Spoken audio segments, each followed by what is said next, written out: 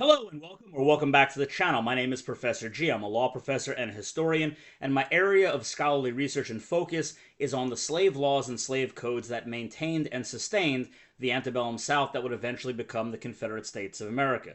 And let me tell you, I recently made two videos. One exposing Graham Hancock and how his pseudo-history is based fundamentally in white supremacist racial ideology.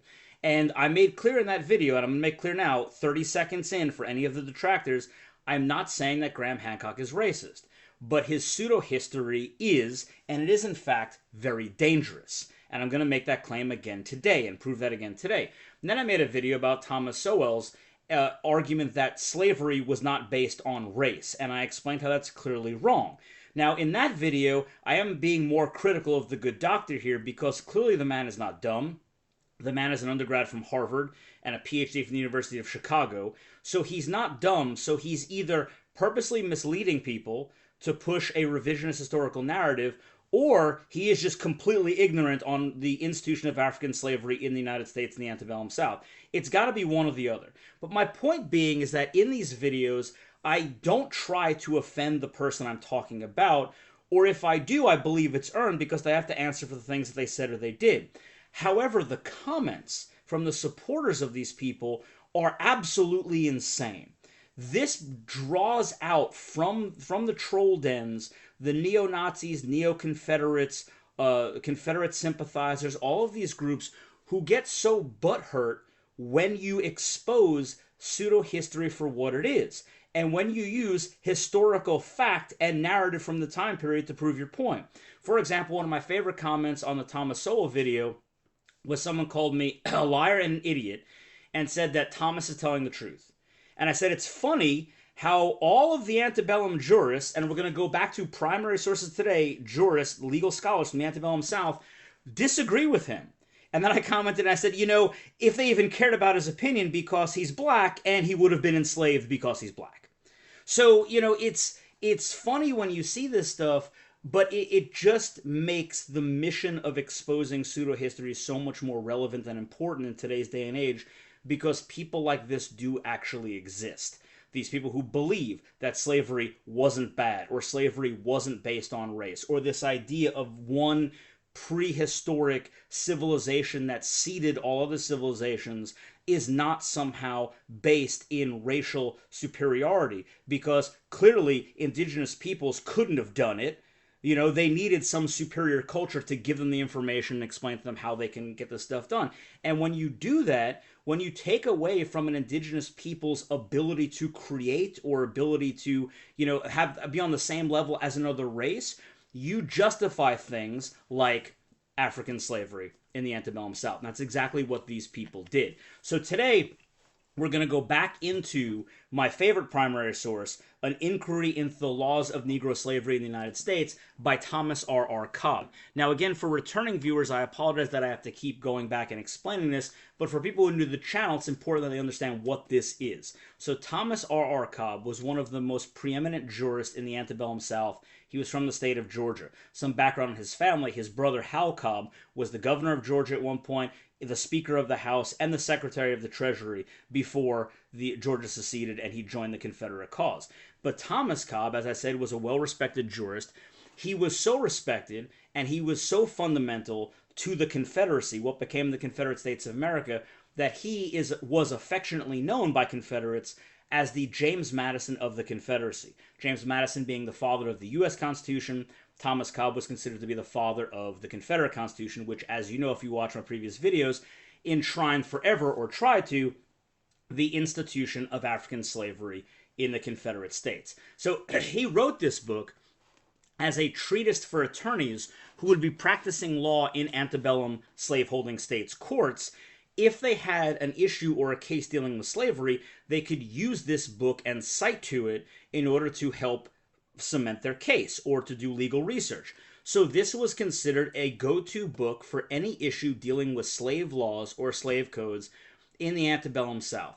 And in a previous video, go back and watch the two I just talked about so I don't have to rehash the whole thing, I explained to you that Thomas Cobb believed that there was no requirement for a positive law for slavery to exist. Meaning, you didn't have to open the Code Book of Georgia and see slavery is legal. Slavery was legal because it was the natural condition for people of African descent. And because it was natural, it didn't require any positive law for it to exist, right? And one of the things that he does to justify this, that it is the natural condition for for people of African descent, is white supremacy. To claim that Caucasians are so far superior to Africans that being in a state of slavery to a superior race actually benefits them. And to do that, he has to go back many times and look at Africa itself. And this is where we get into the dangers of what Graham Hancock does by claiming there was a prehistoric civilization that ceded all knowledge to other civilizations, because that supports what people like Thomas Cobb believed, that African civilizations could not create things on their own. They needed the help of another civilization, and that's going to be their justification for slavery, right? So let's delve into this today and see, because in one video we will refute both Thomas, the good doctor, and we will explain why Graham Hancock's theory is dangerous and why his pseudo-history is dangerous. So coming directly from the treatise into the laws of Negro slavery, let's start out by seeing what Thomas Cobb has to say on where Africans fall in terms of his understanding of race relations. So he says, as far as the moral character of the Negro race and how far that character adapts them for a state of slavery, it must be said the degraded situation of the barbarous tribes of Africa is well attested by every observer. So debased is their condition generally that their humanity has even been doubted, right? So he's saying, if you look at Africa, we can even doubt their humanity. We even have questions about whether or not they fall within the same race of organisms here on the planet Earth. Where Caucasians might be human, we have to question whether or not people of African descent in Africa are actually human. That's how he starts off this analysis. He then goes in, again, to the moral qualities of the Negro race. He says he is passive and obedient, and consequently, he is easily governed. The Negro is naturally thievish. Another striking trait of Negro character is lasciviousness. Lust is his strongest passion, and hence rape is an offense of too frequent occurrence. Fidelity to the marriage relation they do not understand, and they do not expect, neither in their native country nor in a state of bondage. The latter, to some extent, is a fault of the law. Yet colonized on their native shores, the same disregard for the marriage tie is noticed and regretted by their friends. So what he's saying is, people of African race, by their nature, are thievish, they are easily governed and obedient, they fit well into slavery, as you're going to see, and one of their incredible vices is lust. They are animals to this lustful nature, and because of that, they don't understand marriage or have any understanding of what civilized culture believes the marriage relationship to be.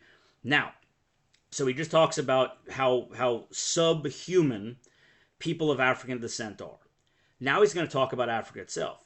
He says, let us now briefly notice the positions of those who deny the inferiority of the Negro race when the fact is stated that, living for centuries in contact with civilization, right? So he's saying in Africa, people of African descent, Africans in Africa, have had contact with European civilizations, yet the Negro tribes of Africa have never received or exhibited its influences. They have never produced a single example of organized government, that they have never exhibited the first evidence of a self-evolving civilization, not even in the formation of an alphabet, a hieroglyphic, or a symbol, much less grammatical language. We are referred to Egypt, the cradle of literature and the sciences, and triumphantly asked if Africa was not the very fountain whence all streams of enlightenment flow. So he says, look, people in Africa have never created anything. And I know what you're going to say. You're going to say, well, what about Egypt? He has an answer for that as well. Watch this. That there were Negroes in Egypt as slaves at that period, there can be no doubt. But that the ruling class of the Egyptians were of the Caucasian race is equally free from difficulty. So what he's saying is, yes, there were people, there were blacks in Egypt, but everything done of monumental proportions, the pyramids, all of these things, were done by Caucasians, right? Because people, Africans, right, could not have possibly have done this. And he goes on to say, the lower classes, herdsmen, artisans, were very numerous, and many of these doubtless were Negroes. In fact, here's where we get into pseudo-history here. In fact, it was the boast of one of the pharaohs that no native Egyptians had placed a brick in one of the huge pyramids that he built. So, I don't believe that's true, right? A pharaoh saying, no Egyptian you touched this pyramid. It was all built by blacks, by Africans, or by enslaved people. We know that's not true. The problem is this directly points to what Graham Hancock is doing.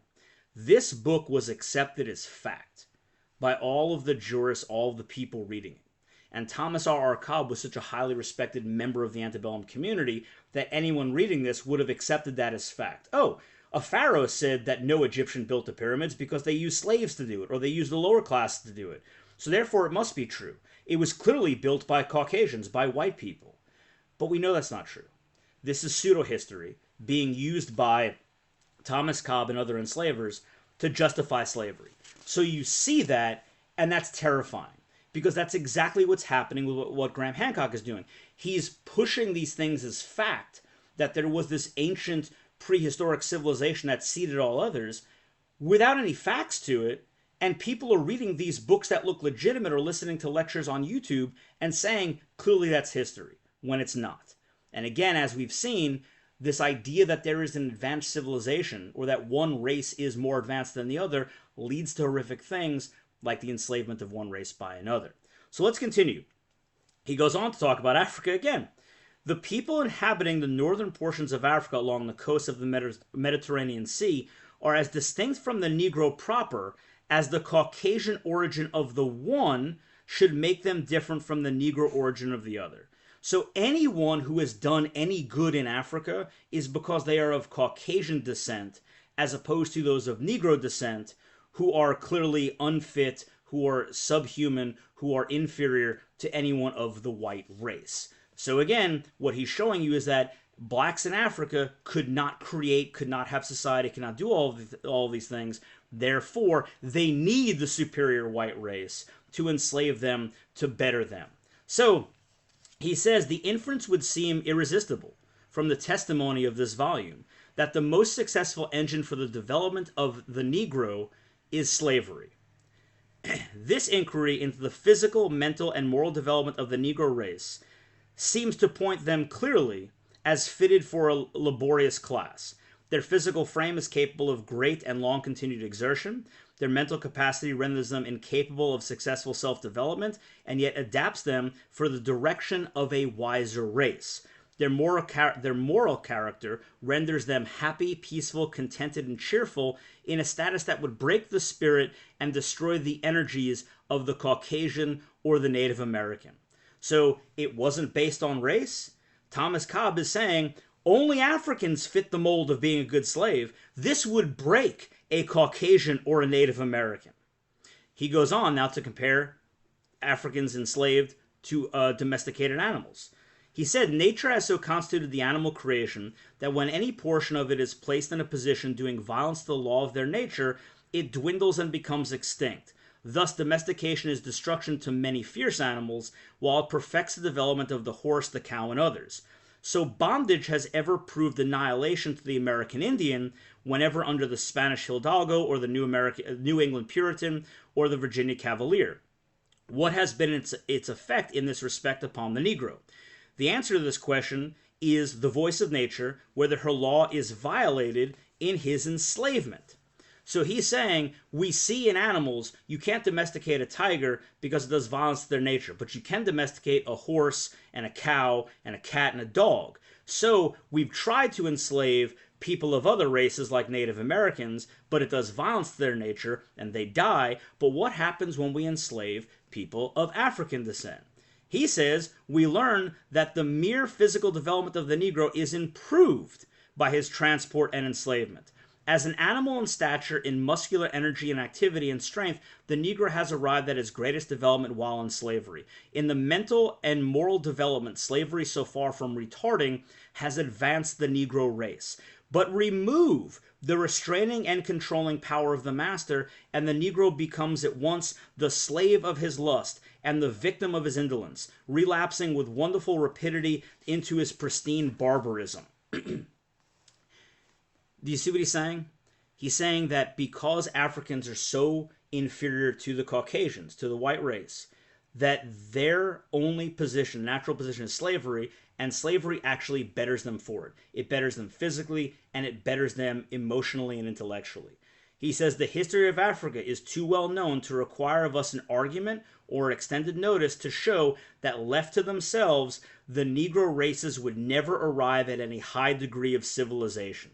We have neither space nor inclination to prove the fact well known to naturalists and ethnologists that the Abyssinians and others, exhibiting some faint efforts at civilization, are not of the true Negro race, but are descendants of the Arabs and other Caucasian tribes.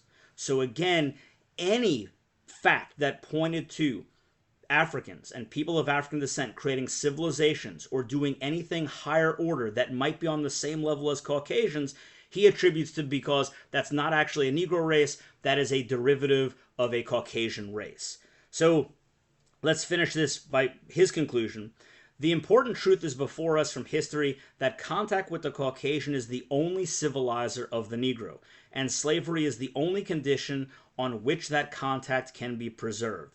That a state of bondage, so far from doing violence to the law of his nature, develops and perfects it, and that in that state he enjoys the greatest amount of happiness and arrives the greatest degree of perfection of which his nature is capable, and consequently that Negro slavery as it exists in the United States is not contrary to the law of nature. So, I've proven time and time again, now in 3 videos, that Thomas Sowell is wrong, that slavery in the United States was entirely based on race. Now, for the commenters, in the United States, slavery in the United States was entirely based on race and white supremacy. That's in the laws. That's in the court decisions. That is clear. And it was allowed because people like Thomas Cobb and other antebellum jurists believed that the natural condition for Africans was in a state of slavery to Caucasians because of white supremacy. That people of Caucasian descent were superior to anyone of African descent. And they justified that by using Graham Hancock style pseudo-history, saying that African civilizations have never and could never, it was too far above them to be able to figure out how to create great works of art, great forms of government, great civilizations, great religion. They were incapable of doing that because, as he even questioned, even if you look at Africa, we might even say, are they even human? Which he agrees that they are, but he says they exist at such a low level, they can't possibly create all of this, so being in Africa, in that state of nature, is actually harmful to them. The best place for them to be is enslaved to Caucasians, white supremacy. And when you claim that an indigenous population is incapable of creating things like this, what you are doing is you are fueling and you are giving foundation to the same theories that was used by white supremacists in the antebellum South to enslave people of African descent. So, I mean, you could argue all you want. I've used no other source than the most reputable source when it came to antebellum slave laws and slave codes during the time. I'm not giving you my opinion. I'm not telling you anything. I'm giving you the law and the interpretations of the law by slaveholding jurists in the antebellum South and in the Confederacy. So Thomas Sowell can say whatever he wants. Every antebellum jurist would disagree with him. 1, they would have enslaved him, and 2, they would disagree with him because slavery was entirely based on racism, on race, and white supremacy. And as far as Graham Hancock's theories of an advanced civilization, you see the danger that this leads to. Graham Hancock is not a racist. I don't believe he's a racist. I don't believe he intends anything to be racist about any of his beliefs. But this idea that indigenous people cannot create is exactly what people like Thomas Cobb were using to justify slavery in the antebellum South. So as always, remember to like, subscribe, share, and I'll see you for the next video.